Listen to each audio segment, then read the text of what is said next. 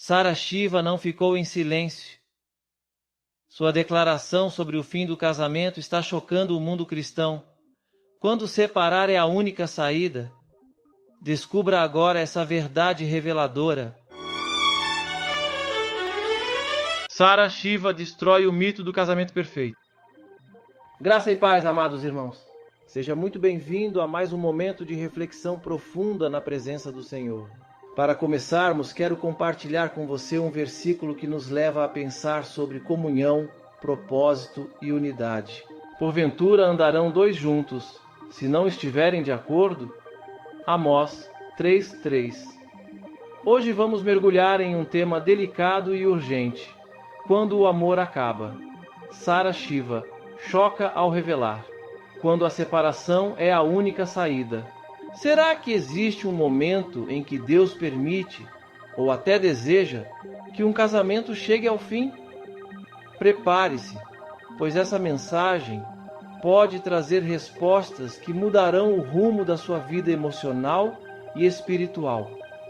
Antes de começarmos, gostaria de pedir um favor especial a você, nosso querido espectador. Se você está gostando dos vídeos que temos compartilhado aqui, inscreva-se no canal, ative o sininho para receber todas as notificações e deixe seu like. E nos comentários fixados, você encontrará o link para o nosso grupo de oração, um espaço onde estamos unidos em fé, intercedendo uns pelos outros. Estou ansioso para ler o seu comentário. Sua participação é fundamental para continuarmos trazendo mensagens edificantes e de qualidade para todos vocês. Agora prepare seu coração, porque essa palavra vai impactar sua alma. Vamos juntos? Lutar pelo um casamento. Aí ela fala, o marido voltou para casa depois de uma reconciliação, mas é viciado em drogas e em pornografia. Já tentamos várias vezes, bravo, hein? Mas cheguei no meu limite. Vai. E aí, quantas vezes? Vai. Traição, droga, o que mais? Pornografia. E a Sara tá devendo a masturbação aí. Exatamente. Eu ia falar desse tema, mas a gente fala daqui a pouco. Vai. O processo, se você continua ou não, é um processo onde você precisa observar se acontece uma rendição e você só vai ter essa resposta no processo redentório, na verdade, uma redenção com Deus do marido, se ela estiver em oração. No processo de oração dela, se Deus fala pra ela, continua, porque eu estou agindo no seu marido e é provável que uma mudança aconteça muito em breve. Eu já vi muitos casos de catarse acontecerem, tanto de marido como de esposa, onde a pessoa, depois que ela passa para o processo redentório, ela se torna uma pessoa totalmente diferente. Para melhor ou para pior? Para melhor. Para melhor. Só que a questão é o seguinte, esse processo redentório tem que estar acontecendo, porque se ela não está, ela simplesmente está degenerando a alma dela e essa pessoa está se perdendo. Tá? Então, ela pode arrastar outra pessoa junto. Ela pode ser arrastada junto também, mas a resposta ela vai precisar obter em oração.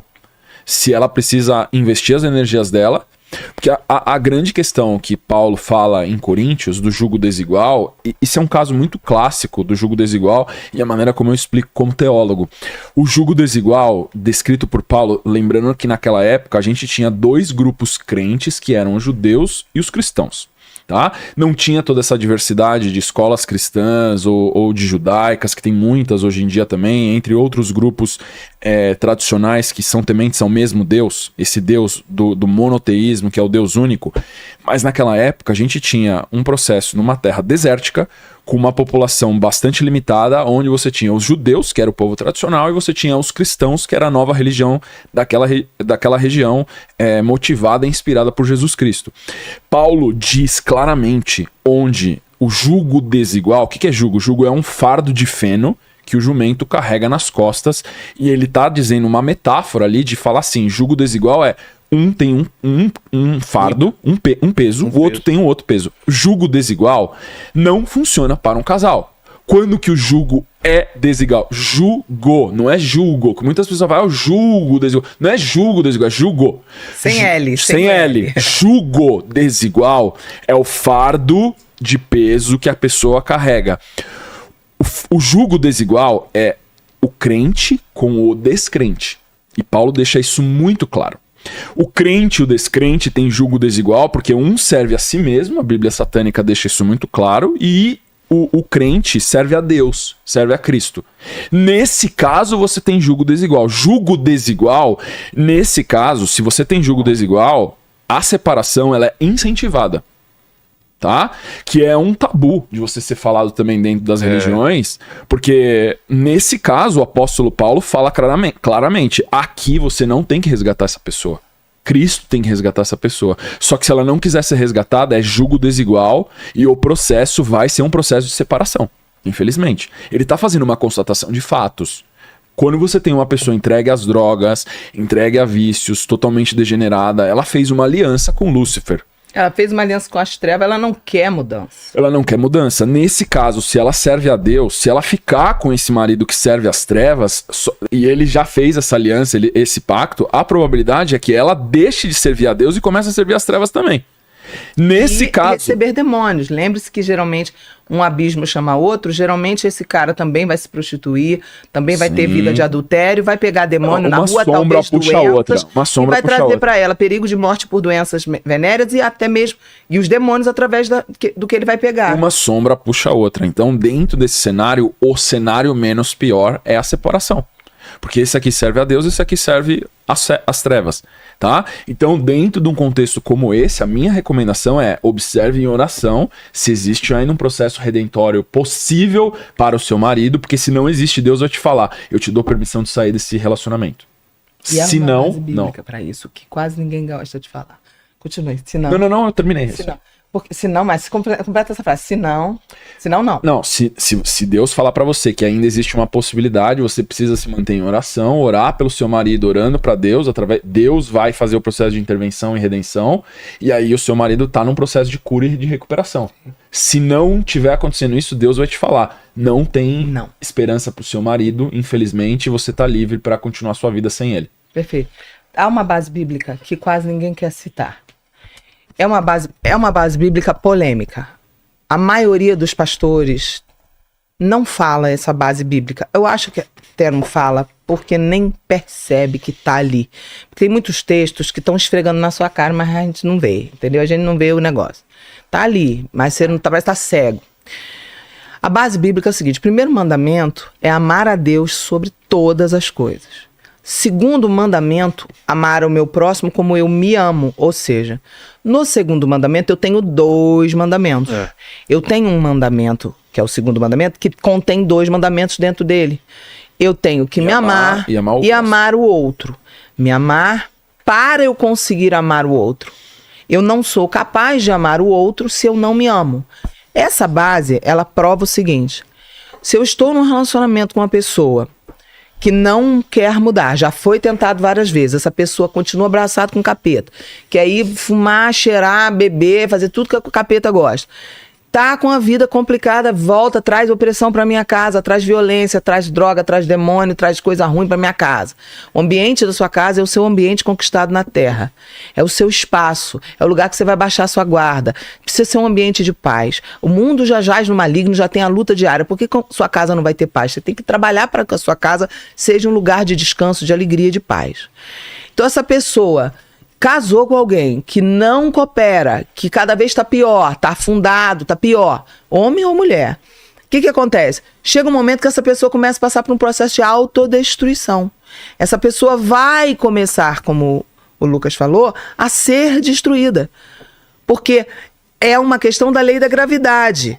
Entendeu? Uma pessoa está em cima de uma mesa, a outra está deitada no chão. O que é mais fácil? Quem está em cima da mesa puxar para cima, o que tá no chão, ou quem tá no chão deitado puxar quem tá em cima da mesa para baixo. Embaixo puxar, né? A lei da natureza, da lei da terra caída. Então, o mal é mais fácil atravessar a rua e sair salvo do outro lado da calçada, ou é mais fácil um carro te pegar? Se você atravessar sem olhar pro lado, você morre. Então, é muito fácil a coisa ruim pegar quem está ali vulnerável, quem continua, e às vezes a fé vai esmorecer, porque a pessoa começa a questionar Deus. Deus, por que o Senhor permite? Começa a perder até a fé. Deus, por que você permite? Poxa, Deus, eu estou orando há 10 anos. E Deus está tentando dizer, minha filha, olha só. Ou pro cara, meu filho, olha só. Esta pessoa com quem você está casado, tem casos, milhares, é um assunto para a gente vir um dia para falar só sobre isso, tá? De gente que é perverso. E isso é um assunto Ninguém fala, polêmico. Existem pessoas na Terra que são perversos. Perversos não são pessoas endemoniadas. Demônio só cruza até o braço e ri. Porque o perverso é gente ruim que não vai mudar.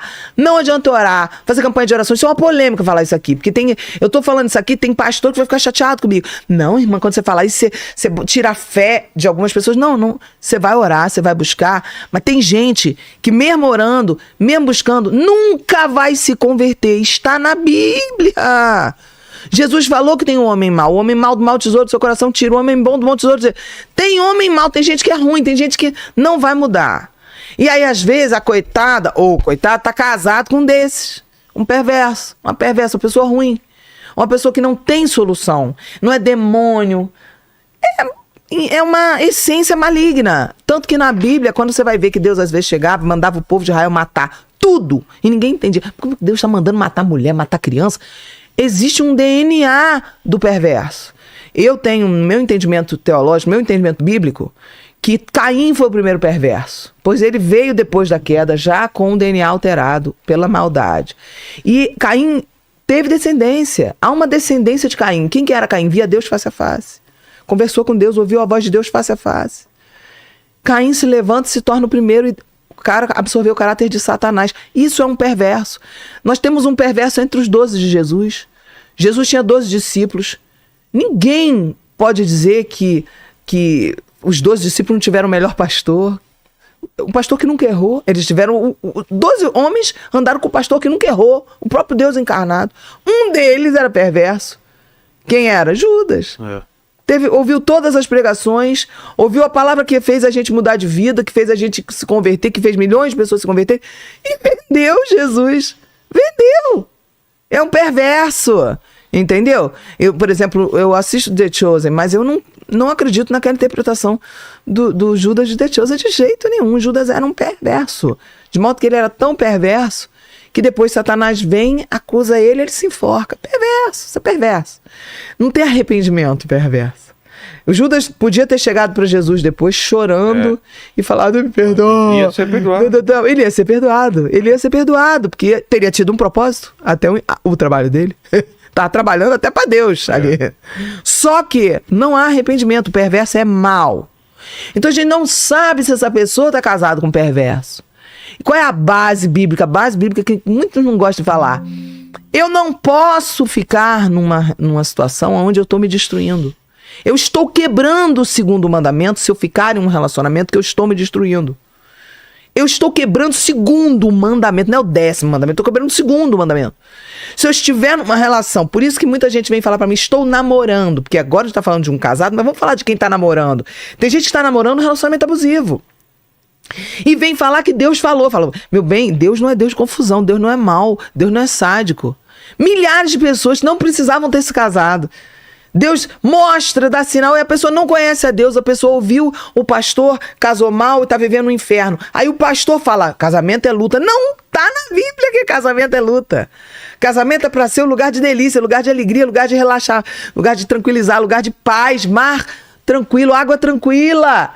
E aí existe um conceito maligno inserido dentro das igrejas, e muitas, não todas, mas muitas, de que você tem que casar com qualquer pessoa mesmo, com o primeiro que aparecer mesmo, porque você não pode ficar solteiro, porque é quase uma maldição ser solteiro. Nossa. E que você tem que aguentar, porque é luta, casamento. Não é luta, casamento. Eu já vi meme viralizar da mulher envergonhando o cara no altar, falando, gente, eu orei, eu pedi Deus assim, mas veio isso. Já viu esse meme? Não. E a mulher esculhamba o cara no altar vestido de noiva.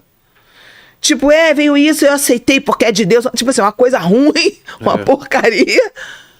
E esse é o conceito que você vai ver. As pessoas têm esse conceito. Eu acho que o importante disso tudo que a Sara tá falando é também a gente não se permitir fazer um processo de diagnóstico da maturidade espiritual do nosso cônjuge, mas sim aceitar que você vai receber em revelação de oração.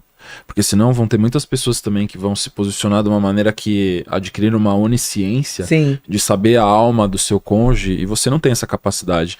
E tem muita gente que por conveniência vai rotular o seu cônjuge como perverso e vai tomar atitudes baseadas nisso, que na verdade é uma perversidade na pessoa. Mas lá no namoro dava pra ver. Se a gente atender essa pessoa num gabinete pastoral, e eu quando vou atender eu busco como tudo começou. Quando você busca quando tudo começou, você vai encontrar algumas características. Algumas coisas são muito difíceis de discernir, mas isso é uma das mais fáceis. Por exemplo, se não há bondade, se há maldade desde o início, é muito fácil de discernir. Agora, quando a pessoa foi boa, teve momentos ruins, mas a pessoa é boa, não é um perverso. O perverso, gente, é a pessoa má. Eu atendo casos de mulheres que o cara é mau desde o início. E ela fala, mas é porque eu quero sair da casa dos meus pais. É o predador, né? É mau. E aí o que acontece? O pastor diz, ela tá vendo um inferno e tá botando os filhos nesse inferno. E o pastor diz, não, irmã, você tem que lutar pelo casamento. Eu digo, claro que você tem que lutar pelo seu casamento, mas se você está sendo destruído, colocando sua vida em risco, o cara sai, adultera, corre risco de você pegar um HIV, corre risco de você ter uma doença, morrer, deixar seus filhos sem mãe. Tá quebrando o segundo mandamento. Então, mas a questão, você falou, então adulterou, traiu, separa sempre. De corpos tem que separar sempre, porque de corpos, mesmo que você continue casado dentro da mesma casa, se houver adultério, você precisa afastar de corpos. Pois senão, pro homem principalmente, vai receber demônio. Se a mulher adulterou, ele vai receber demônio se ele dormir com ela, porque a mulher recebeu o demônio na rua, o bicho entra na hora. Então tem que passar por um processo de libertação, limpeza, oração, consagração. Agora, para a mulher ainda é pior, porque além de receber demônio, quando a mulher está magoada, ferida, e ela se obriga a fazer sexo com o cônjuge, isso a nível inconsciente surte um efeito parecido com estupro. Então, a longo prazo, essa mulher vai tomar ojeriza de fazer sexo com o marido. Já tem de milhões de casos assim. Mulheres... Porque ele traiu? O homem traiu e o pastor falou, perdoa, faz sexo. E ela não estava pronta ainda, ela estava ferida, machucada, com ódio.